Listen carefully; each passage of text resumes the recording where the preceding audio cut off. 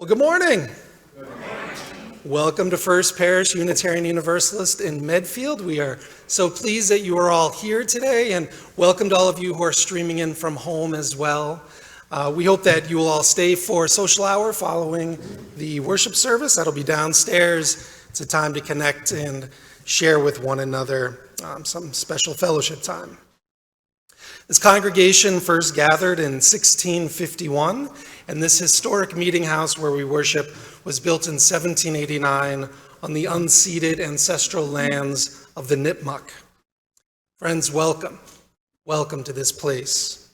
Here we search for truth and understanding. Here we celebrate life and we contemplate its mysteries. Here we share healing and wholeness. So whoever you are, wherever you come from, whomever you love, we welcome you to this congregation. Our chalice lighting is Open to Unexpected Answers by Julianne Lepp. We seek our place in the world and the answers to our heart's deep questions. As we seek, may our hearts be open to unexpected answers. May the light of our chalice remind us that this is a community of warmth, of wisdom, and welcoming of multiple truths.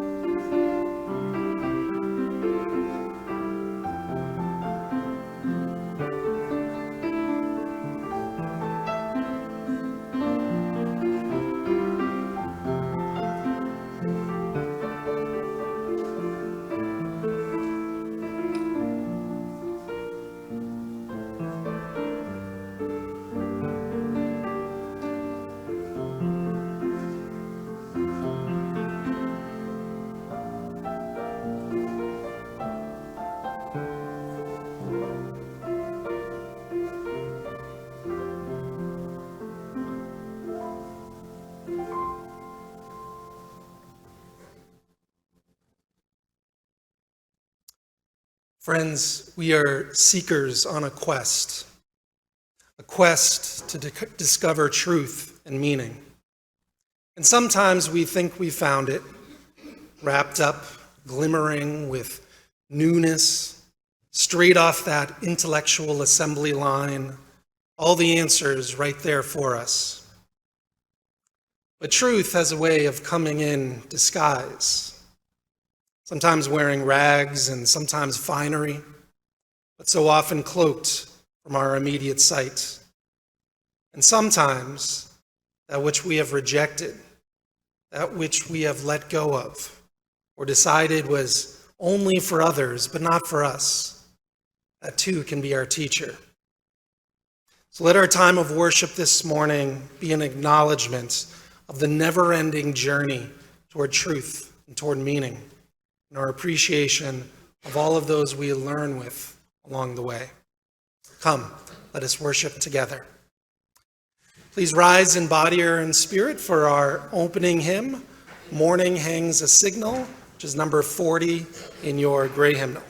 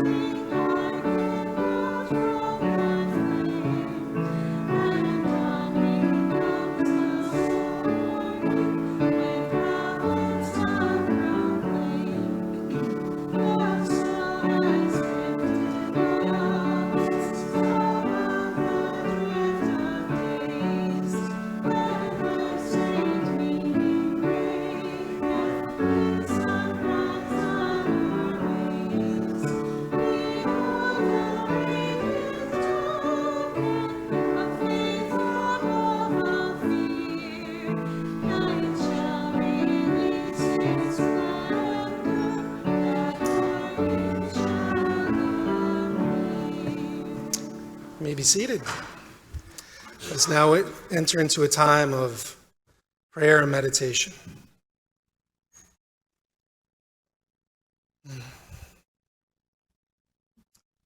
Spirit of love, Spirit of light, help us to feel your presence in our breathing.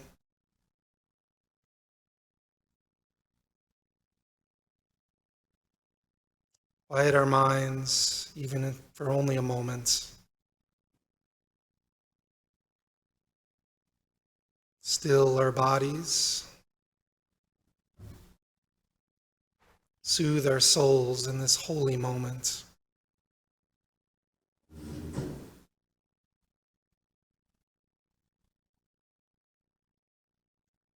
When uncertainty pervades, give us rest from worry.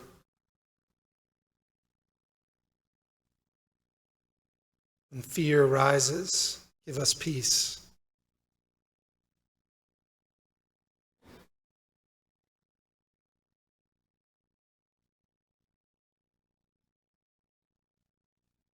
Some of our spirits this morning are so weary. Some of our bodies feel fried. Some of our minds feel frantic and uneasy.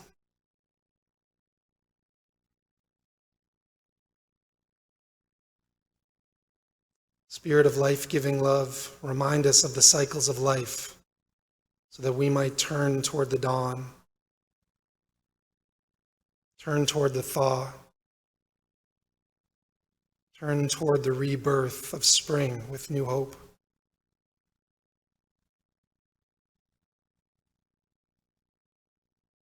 Ignite in us that hope so it burns brighter than our fears. And may that bright hope shine for others to witness. That our faith might be a beacon and our love a lamp to light the way.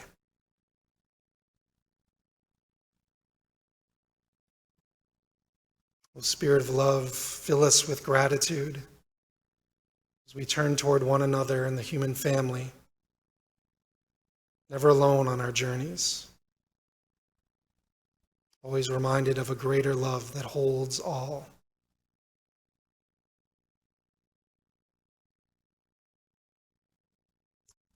Let's hold all of this in our hearts as we enter into a time of silent meditation.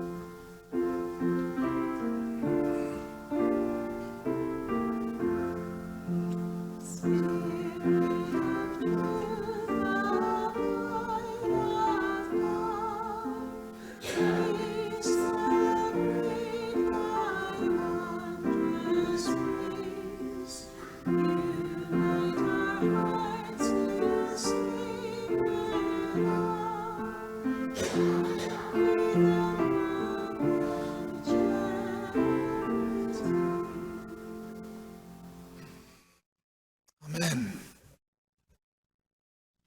Well, now I'd invite forward Kay Bennett for the morning's reading.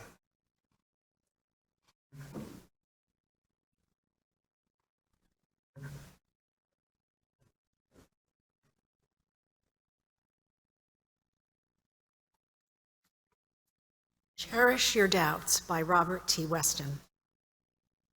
Cherish your doubts, for doubt is the attendant of truth. Doubt is the key to the door of knowledge. It is the servant of discovery. A belief which may not be questioned binds us to error, for there is incompleteness and imperfection in every belief. Doubt is the touchstone of truth. It is an acid which eats away the false. Let no one fear the truth, that doubt may consume it, for doubt is a testing of belief.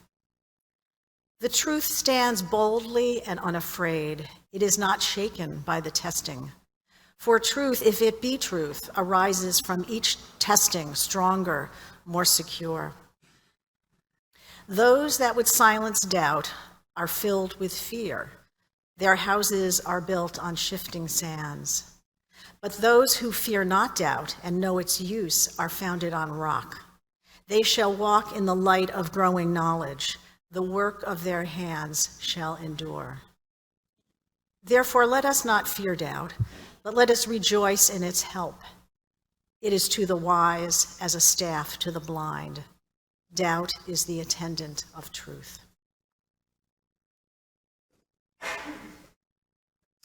Thank you, Kay. And what a good reminder that there's something to hold truth in our lives and must be able to hold up to our doubts. And we Unitarian Universalists do have many doubts. We question a lot of things, and that's as it should be. One of those things that we often question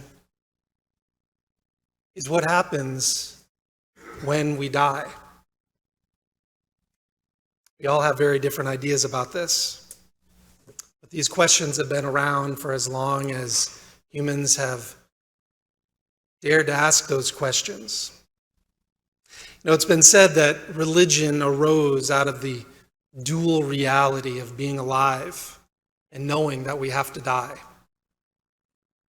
You know, these seem to be a couple of the biggest questions. Where do we come from? Where are we going? You know, some of us are okay with the notion of life that it's a riddle, it's a mystery, that there are some aspects of life that are just simply beyond our comprehension, that cannot be fully known, that will remain mysterious until perhaps we cross over to whatever it is that awaits, provided, of course, that there is something that awaits. But others are not able to rest easy with riddles and mysteries. At a recent Roman Catholic funeral mass that I attended, I listened as the priest said, well, if we don't believe in heaven, then what's the point? And so in order for life to have meaning and purpose, belief systems have evolved to tell us what the point is of all of it. Many, many years ago, I had the opportunity to tour the Mormon temple in Belmont when it was first built. This was before it was sealed to the public. The temple is not where Mormons go to worship, but where Mormons in good standing can go for instruction and special rituals. The tour guide told us that the temple is a reminder of what heaven is like. The whole interior is white and golden. Those allowed to enter after the temple is sealed, they remove all of their street clothes and dress in white robes. You enter, and everyone is dressed in these flowing white robes surrounded by white marble and gold. This is what heaven is like for them. It seems that it's the Christians and the Muslims who are most preoccupied with heaven and hell and the whole concept of judgment. It's not such a big deal for Jews. They are more concerned with being in right relationship with God and with tikkun, the repair of this world, and than they are in what happens after we die. Even the Buddha, when it was asked whether those who had achieved enlightenment, those who had reached nirvana, would continue to exist after death, he said that this was not a proper question. There are not words to describe what this is, said the Buddha. So it's pointless to even talk about it. It's better to focus on this world, he said. Till you have learned to serve others, how can you serve spirits? Well, when I was in theological school, a seminary with many Christian students, there were some who saw death as something to be feared, that death was a punishment for Adam and Eve's disobedience in the garden. Other Christian students expressed an assurance that if you had lived a pretty good life, it wasn't punishment that awaited, but some kind of union with God. It was going home to a place where you'd be reunited with loved ones who'd gone before. But those who died were in a better place, a place that was waiting for everyone. Well, everyone who was baptized, and anyone who was Christian. That was the key that would open the door to heaven, being Christian. As a Unitarian Universalist, I struggled with that. So how about those of us who are Unitarian Universalists? Do we get a key? Our roots as a faith, of course, are rooted in liberal Christianity. So those Unitarian Universalists of the 18th and 19th centuries would have assumed that they indeed did have the keys to heaven. They believed in salvation and that a better place awaited beyond the veil, separating the living from the dead. However, we have not remained as closely tied to our biblical heritage as have most Protestant churches. Instead, Unitarian Universalists have strongly been influenced by Eastern thought, going all the way back to the 18th century when Joseph Priestley began a two-way dialogue with liberal Hindus in India. Now, this influence is especially evident in the writings of Ralph Waldo Emerson, who was a Unitarian minister before he left to devote his life to writing and lecturing. Emerson did not experience God as being totally other, as being out there someplace, separate from us. Instead, he believed that the divine dwells within us, that there is no bar, as he called it, or wall where we, the effect, cease, and where God, the cause, begins. He talked of the oversoul, a concept that encompasses and is part of the individual and all nature, and is at the same time transcendent. And it is everything is part of an eternal one, according to Emerson. But in addition to being grounded in the biblical tradition and influenced by Eastern thought, we Unitarian Universalists are also grounded in the Enlightenment, in the age of reason, by the reliance on the scientific method. And as a result, there's a strong strain of humanism running through our religion. We're skeptical of claims that have no scientific basis, on scenarios based wholly on speculation, on faith. And as a result, there are a lot of UUs who believe that when the physical body dies, that's it. There is no eternal life, no heaven, nothing on the other side of that veil. The only way in which the individual survives is in the memories of those left behind, or in those things that the individual accomplishes while alive. So here we are. Here we are. Just as we Unitarian Universalists carry with us a variety of understandings of God or of no God, so we are very different in our understandings of what happens when we die. Some of us have faith that the soul does live on in some way, perhaps even in some place where there is a reuniting with loved ones.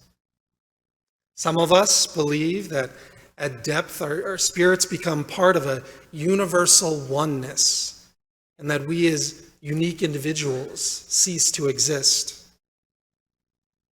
Some of us believe that when we die, well, that's it, and some of us are content with mystery, with not knowing. The belief that seems to work for me is the understanding that our souls are immortal and that what we experience here is an embodiment of that immortal soul. That we are here to learn and to grow in deeper understandings of how we are to be in relationship with each other and with the divine. I don't know, of course.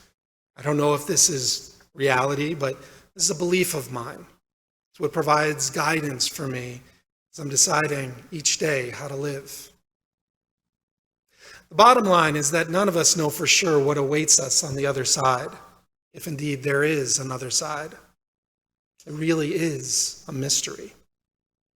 And yet I can't believe that it's something to be feared. Whether it's total oblivion or continuation of the soul or the spirit in some way, it doesn't seem that we should fear it. Mary Oliver, she has a lovely poem about death entitled, "White Owl Flies Into and Out of the Fields." Coming down out of the freezing sky with its depths of light, like an angel or a Buddha with wings, it was beautiful and accurate. Striking the snow and whatever was there with a force that left the imprint of the tips of its wings, 5 feet apart, and the grabbing thrust of its feet, and the indentation of what had been running through the white valleys of the snow.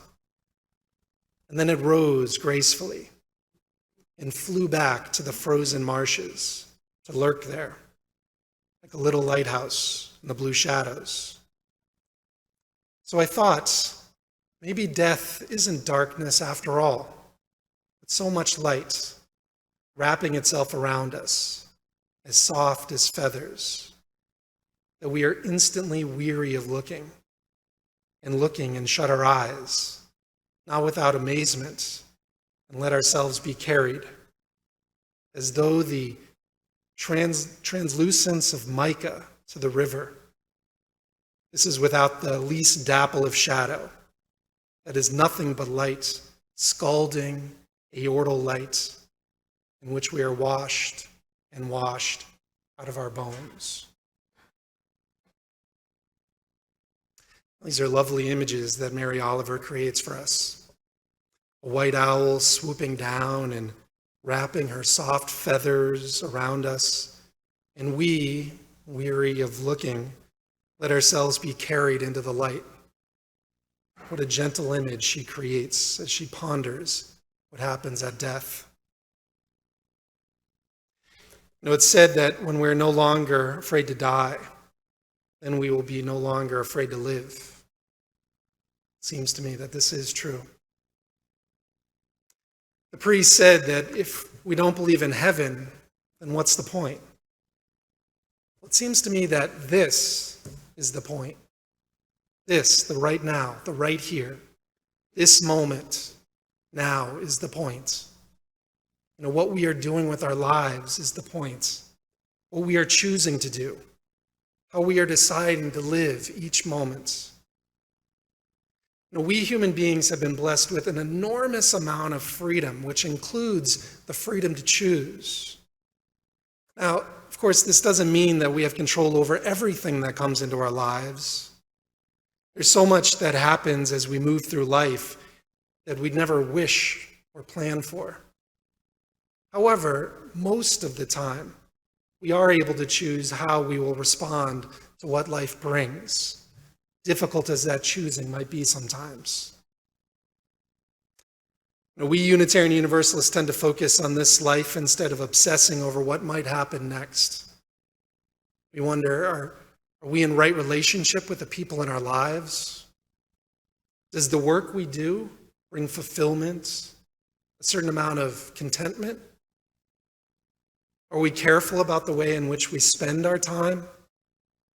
Do we think about the impact of our decisions and the actions that we take? Are we attempting to live in concert with our deepest beliefs and values? Are we doing something, anything, to bring more justice, more equity, more love into this aching world of ours? Are we walking as gently as possible upon the earth? Are our eyes open, our ears, our hearts? Do we experience a deep and abiding joy at times? Are we grateful for the abundance of blessings that surround us, that embrace us every moment that we are awake? The Buddha said that it's pointless to talk about whether the soul will continue to exist after it reaches nirvana. There are no words to describe it, so why discuss it? Besides, he says, until you know about living, how can you learn about the dead? So much in life that remains a riddle and a mystery. But the here and the now, this moment, if lived fully with our eyes and hearts wide open, can bring us a taste of the immortal, of what is eternally right and good and beautiful. This morning I'd like to close with another Mary Oliver poem that may be familiar to you, The Summer Day.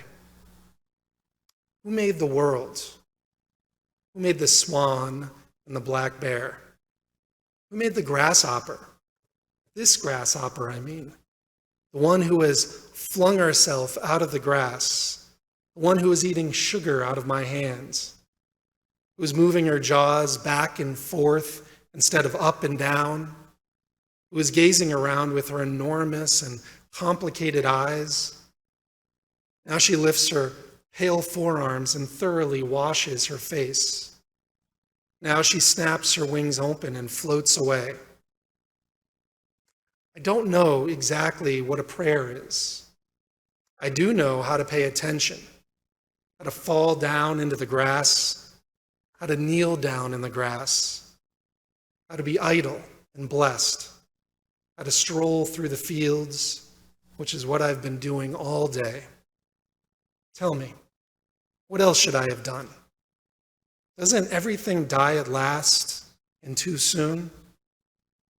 Tell me, what is it you plan to do with your one wild and precious life?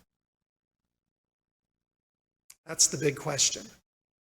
That's the big question. Not about heaven, but what we plan to do with this one wild and precious life that we have been given.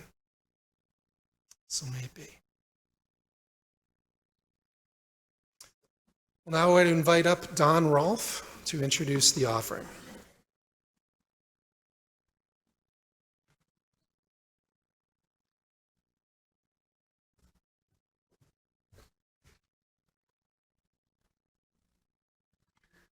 My name's Don Rolfe. I'm with the annual fund drive. Many in our community are facing food insecurity, and the local food banks are on the front lines of addressing that problem.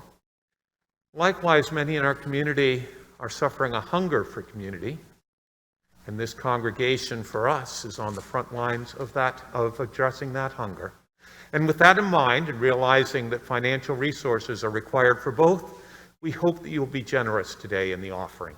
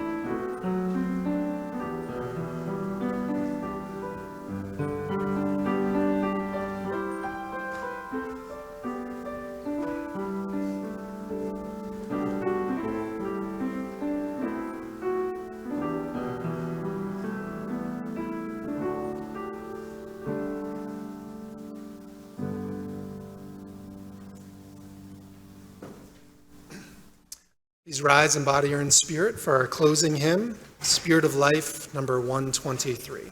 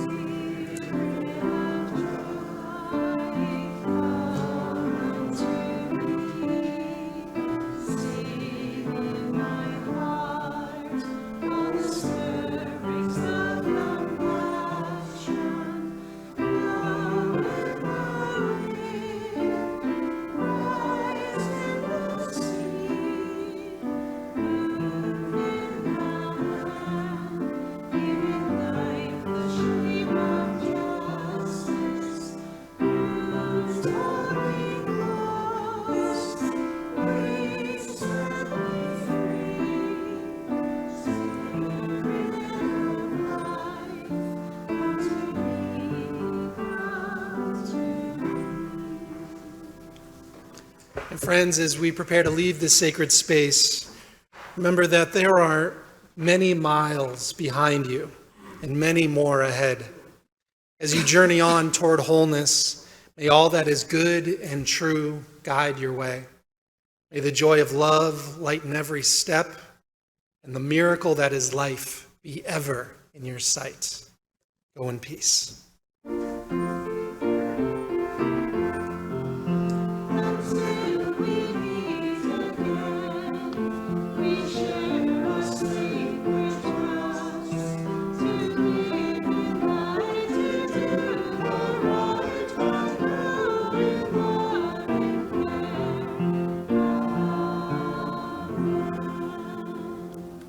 I'll now extinguish our chalice, but may its light and warmth stay in our hearts until we meet again.